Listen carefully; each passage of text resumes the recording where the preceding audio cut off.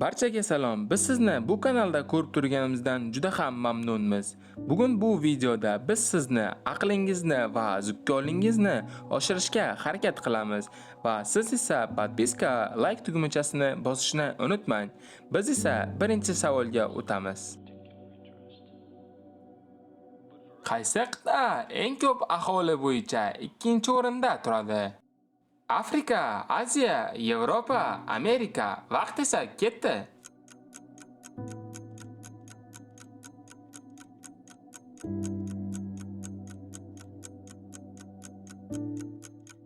Birinchi o'rinni Yevropa egallagan. U yerda 60% aholi iste'mol qiladi. Ikkinchi o'rinni esa Afrika egallagan. Daniya shahri qaysi orolda joylashgan? Yukatan, Yutlandiya, Slovakiya va Korski. Vaqt esa ketdi.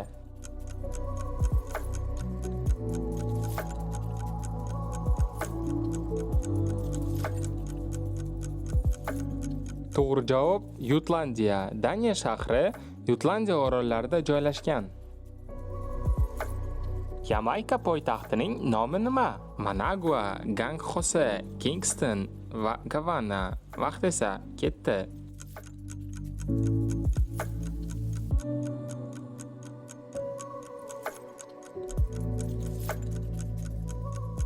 Yamaykaning poytaxti bu Kingston shahri va shuningdek Kingston shahri Yamaykaning eng katta poytaxti hisoblanadi.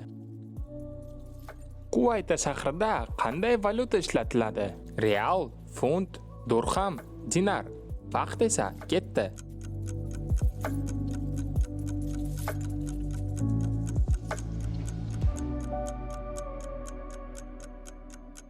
Savolning javobi dinar varianti.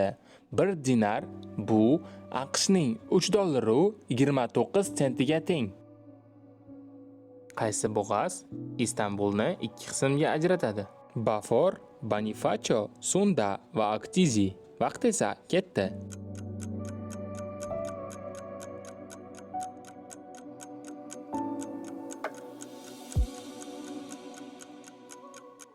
Bosfor bo'g'ozi shaharlarni Aziya va Yevropaga ajratadi. Ushbu mamlakatlardan qaysi biri ASEAN tashkilotining a'zosi? Indoneziya, Bangladesh, Indiya va Eron. Vaqt esa ketdi.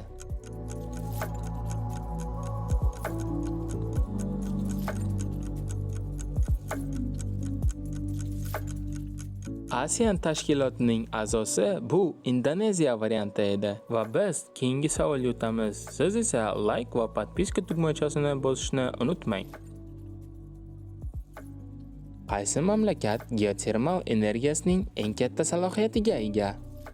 Italiya, Fransiya, Islandiya va Shveysariya. Vaqt esa ketdi.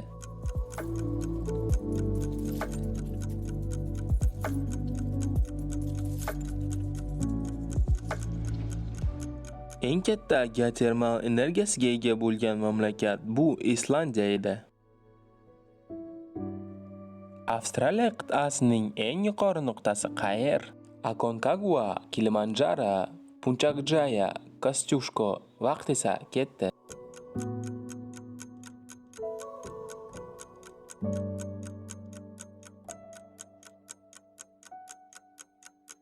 Agar bu savolning javobini topa olmagan bo'lsangiz, Avstraliya qit'asining eng yuqori nuqtasi bu Kosciuszko edi. Biz esa keyingi savolga o'tamiz. Mana do'stlar, biz oxirgi savolga ham yetib keldik. Aslida mavjud bo'lmagan mamlakatni toping va variantlarga yaxshilab e'tibor bering, chunki bu mamlakatlardan birini biz o'zimiz o'ylab topganmiz. Savollarning varianti Sierra Leone, Grenada, Beliz va Shimoliy Sudan. Vaqt esa ketdi do'stlar.